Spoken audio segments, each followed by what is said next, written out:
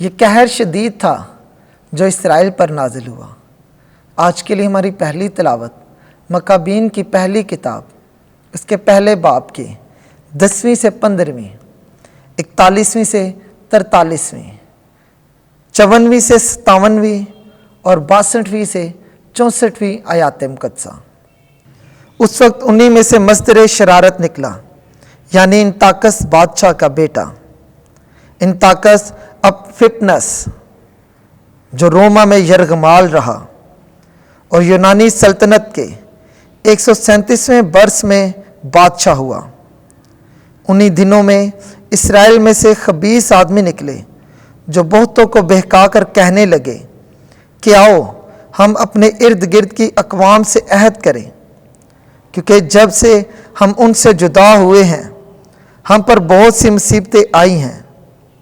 یہ بات ان کی نظر میں اچھی معلوم ہوئی، اور امت میں سے کئی لوگ شتابی کر کے بادشاہ کے پاس گئے، تو اس نے ان کو اجازت دی کہ قوموں کی رسوم عمل میں لائیں، اور قوموں کے دستور کے مطابق انہوں نے یروشلم میں ایک مدرسہ قائم کیا، اور وہ غیر مختون بن گئے، اور عہد مقدس سے برگشتہ ہو کر اقوام سے مل گئے، اور اپنے آپ کو بدی کرنے کے لیے بیچ دیا۔ اس وقت انطاکس بادشاہ نے اپنی تمام مملکت کے لیے یہ فرمان صادر کیا کہ سب لوگ ایک ہی قوم بن جائیں اور ہر ایک اپنے دستوروں کو چھوڑ دے۔ سب قوموں نے شاہی فرمان کی اطاعت کی، اور اسرائیل میں سے بھی بتھیرے اس کے دین کو اختیار کر کے بتوں کے آگے قربانی گزراننے اور سبت کو ناپاک کرنے لگے۔ اور سن 145 کے کسلیو مہینے کی 15ویں تاریخ کو مذبح پر مکروہ اطلاف نصب کر دیا، اور یہودا کے شہروں میں ہر جگہ بھینٹ گاہیں بنائی گئیں، اور گھروں کے دروازوں پر اور چوکوں میں بخور جلایا جانے لگا، اور شریعت کے جتنے تمہار پائے جاتے تھے وہ پھاڑ کر آگ میں جلا دیے جاتے تھے، اور جس کسی کے پاس عہد کا تمہار پایا گیا یا جو کوئی شریعت کو عمل میں لاتا تھا وہ شاہی فرمان کے مطابق قتل کر دیا جاتا۔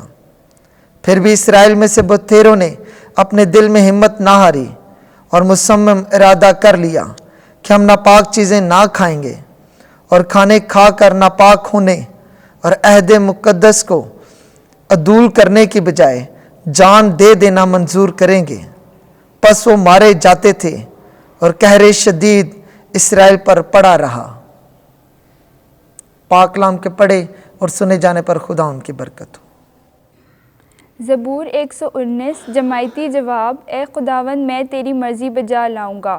میں ان شریروں کے باعث سخت طیش میں آیا ہوں جو تیری شریعت کو ترک کرتے ہیں۔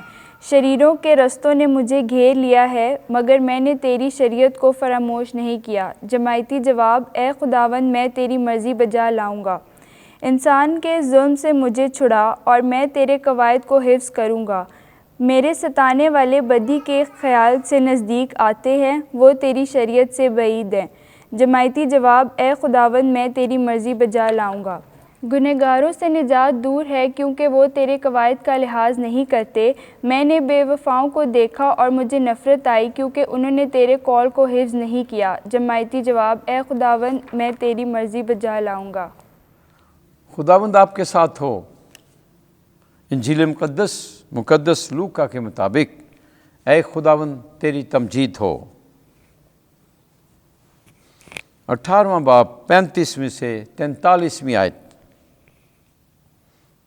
میں تیرے واسطے کیا کروں؟ یہ کہ میں دیکھنے لگوں۔ ایک دن یسوع جب یریحو کے نزدیک آیا تو ایک اندھا راہ کے کنارے بیٹھا ہوا بھیک مانگ رہا تھا۔ اس نے ہجوم کو گزرتے سنا اور پوچھنے لگا کہ کیا ہو رہا ہے؟ اسے بتایا گیا کہ یسوع ناصری جا رہا ہے۔ اس نے چلا کر کہا، اے یسوع داؤد کے بیٹے، مجھ پر رحم کر۔ جو آگے جاتے تھے انہوں نے اسے جھڑکا کہ چپ رہے، مگر وہ اور بھی چلایا کہ اے داؤد کے بیٹے مجھ پر رحم کر۔ تب یسوع نے کھڑے ہو کر حکم دیا کہ اس کو میرے پاس لاؤ۔